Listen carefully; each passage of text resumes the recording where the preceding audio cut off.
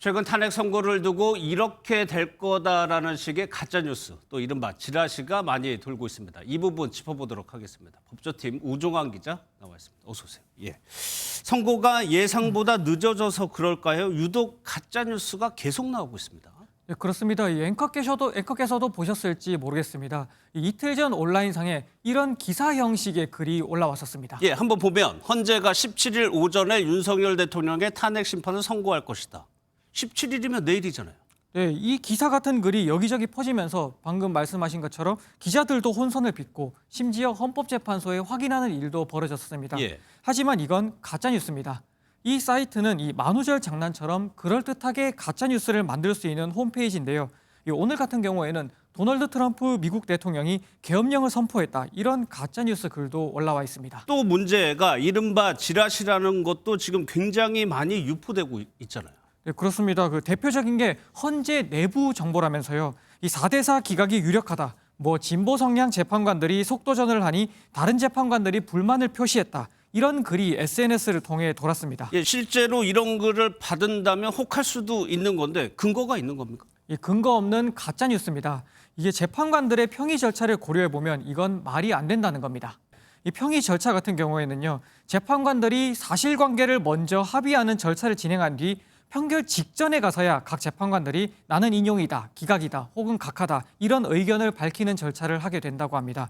즉 평의 과정 처음부터 각각 누구는 인용, 누구는 기각 이렇게 의견을 밝히고 서로 논쟁을 한다든지 이런 식으로 진행되는 건 아니라는 겁니다. 예. 즉 평의 막바지에 이르기 전까지는 이 재판관들도 서로 누가 어떤 의견을 냈는지 모른다는 그런 의미입니다. 예, 최근에 도는 글들을 보면 저런 내용도 있고 선고 일정과 관련된 가짜 뉴스도 많죠. 네, 앞서 보여드린 17일 선고 예정 이런 건 사실 금방 확인이 되기 때문에 큰 문제는 아닙니다. 예. 하지만 이런 글도 퍼졌는데요. 이 헌재 내부에서는 사실 이미 선고 일정이 정해졌는데 윤 대통령 측에서 송달을 거부하고 있어서 선고 일정을 못 잡고 있다. 이런 내용입니다. 예, 이 서류 송달이라는 것이 탄핵 심판 초기에 윤 대통령 측이 지연했다 이런 논란이 있었는데 비슷한 겁니까? 네, 그렇습니다. 하지만 이 결론부터 예. 드리면요. 이 역시 이 가짜 뉴스입니다. 이 탄핵 심판 진행을 위한 서류 송달이랑 다르게요. 선고 일정은 그냥 정해진다. 그냥 통보만 하면 되는 겁니다. 일정을 서류로 받아야 선고할 수 있다. 이런 게 아니기 때문입니다.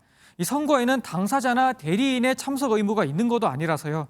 이 당사자나 대리인이 오지 않아도 그냥 선고는 진행할 수 있습니다. 예, 오늘은 저희가 이렇게 짚어드리지만 반드시 주의를 하셔야 됩니다. 어쨌든 선고는 이제 초읽기에 들어갔어요. 그러면 결정문이 어떻게 작성되는지도 궁금한데 경우의 수는 3가지예요.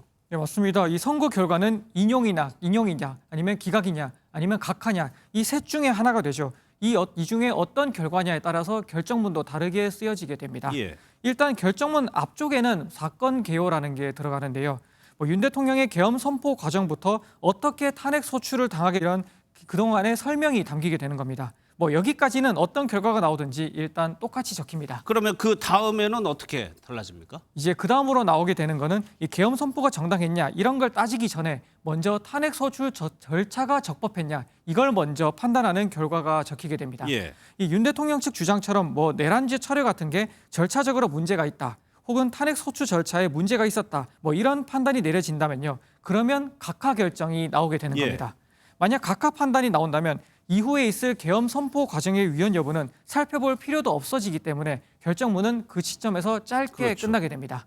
물론 사안이 중대한 만큼 각하 결정이 나오더라도 재판부가 사안에 대한 판단을 별도로 결정문에 적을 수도 있지 않냐 이런 추측도 나오기는 예. 합니다. 그러면 만약에 각하가 아니다라고 하면 이제 인용이냐 기각이냐 이런 판단을 하게 되는 거겠죠. 네, 맞습니다. 그 탄핵 소추 절차가 적법해서 이건 각하할 게 아니다. 이런 판단이 내려지면 그 다음으론 본격적으로 계엄 선포 과정에 대한 판단이 이제 결정문에 적히게 됩니다. 예. 그동안 11차례 변론을 통해서 헌재가 계엄 선포 과정이 위헌이다. 이렇게 판단한다면 탄핵해야 하는 이유를 적을 거고요.